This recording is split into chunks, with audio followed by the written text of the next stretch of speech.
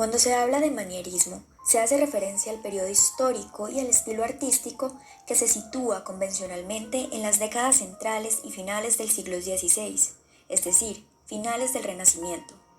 Nace en Italia y se fue esparciendo por el resto de Europa posteriormente. Se le consideró como la imitación de los grandes maestros del Alto Renacimiento. Posteriormente, se entendió como una reacción contra el ideal de belleza clasicista, que era inspirado en los patrones estéticos y filosóficos de la antigüedad clásica. El manierismo buscó alejarse de los elementos que más caracterizaban el Renacimiento, como la proporción de las figuras, la perspectiva espacial, el uso de líneas claras y definidas y de expresiones mesuradas de personajes renacentistas. Es subjetivo e inestable. Los artistas se dejan llevar por sus gustos, alejándose de lo verosímil, tendiendo a la irrealidad y a la abstracción. Se prefiere en escultura sobre todo. También se le considera un arte dedicado para los intelectuales y la élite, una característica muy propia del barroco. De alguna forma, el manierismo busca prolongar las técnicas y realzar las habilidades de los grandes artistas del Alto Renacimiento como Leonardo, Rafael, Miguel Ángel y Tiziano. Se le consideraba un estilo extravagante, decadente y degenerativo. Buscaban hacer más elegante lo erótico. El manierismo se manifestó en las artes plásticas, la literatura, la música, entre otros. Se crearon escuelas nacionales y centros artísticos en Italia, la península ibérica, el norte de los Alpes, Francia, Inglaterra, Centro Europa, Escandinavia y el Báltico. Sus géneros más comunes fueron el arte religioso, el desnudo, el paisaje, el retrato y la alegoría. El barroco, que llegó posteriormente, fue un estilo heredero del escepticismo manierista, que se vio reflejado en el sentimiento de fatalidad y dramatismo entre los autores de la época. El arte se volvió más artificial, más recargado, decorativo, ornamentado. Fue un periodo de la historia occidental que dio origen como una nueva forma de ver y concebir el arte. Cronológicamente abarcó todo el siglo XVII y principios del XVIII. Se suele situar entre el manierismo y el rococó. En referencia al estilo artístico, el barroco surgió a principios del siglo XVII, pero algunos autores afirman que a finales del siglo XVI en Italia.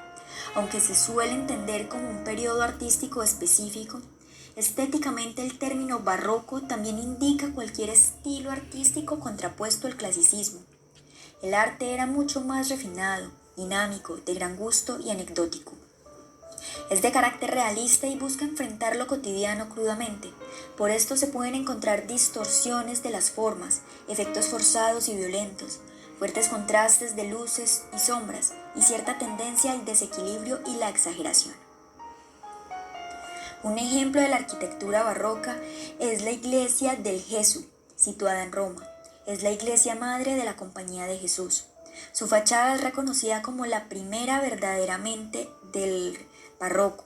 Su construcción inició en el año 1568 y finalizó en 1584. Los arquitectos fueron Jacopo Vignola, Giacomo della Porta y Miguel Ángel.